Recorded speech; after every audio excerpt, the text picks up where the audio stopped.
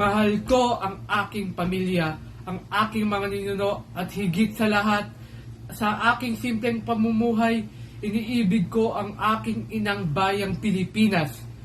Dito ko natutunan ang kahalagahan ng pagtitiwala at ang pagtanggap sa mga hamon ng buhay. Ako, si Elias, ang iyong lingkod, isang lalaking may matatag na panindigan at tapat sa kanyang mga pangarap. Sigurado ako na hindi magugustuhan ng aking pamilya ang landas na aking tinatahak. Ngunit ito ang apoy na sumusunog sa aking dibdib at nagbibigay lakas sa akin. Ang aking hangarin ay katarungan para sa aking minamahal na pamilya at para sa aking inang bayan. Sa aking kamalayan, lagi kong naalala ang mga pangyayari na nagudyok sa akin na patuloy na ipaglaban ang aking mga pangarap. Isang lalaki ang nagligtas sa akin mula sa mga kamay ng mga nais na makapanakit sa akin. Kaibigan kong Crisostomo, mananatili ang aking tapat na pagkakaibigan mula sa sandaling ito.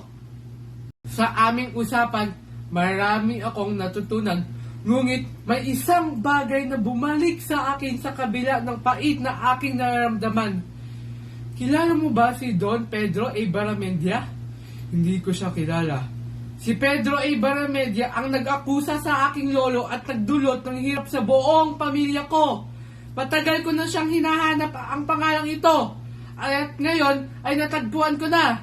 Ngayon, aking masusumpungan ang aking paghihiganti. Tignan mo ako ng mabuti. Ako'y nagdusa habang ikaw ay namuhay sa kasaganaan. Kasaganaan! Nagalit ang aking puso sa nalaman ko.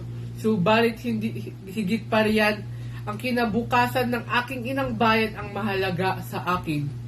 Inay, itay, patawarin ninyo ako kung hindi ko maibibigay ang katarungan para sa inyo.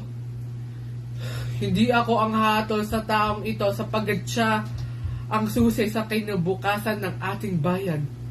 Siya ang magpapatuloy ng aking mga pangarap para sa aking inang bayan. Lahat tayo ay may mga kalaban, mula sa pinakamaliit na insekto hanggang sa pinakamakapangyarihang tao. Ang pakikibaka ay batas ng buhay. Mamamatay akong hindi man lamang nasisilayan ang bukang liwayway sa aking bayan. Sa inyong mga makakakita, yakapin ninyo ito at huwag ninyong kalilimutan ang mga naglubog sa dilim ng gabi. Paalam.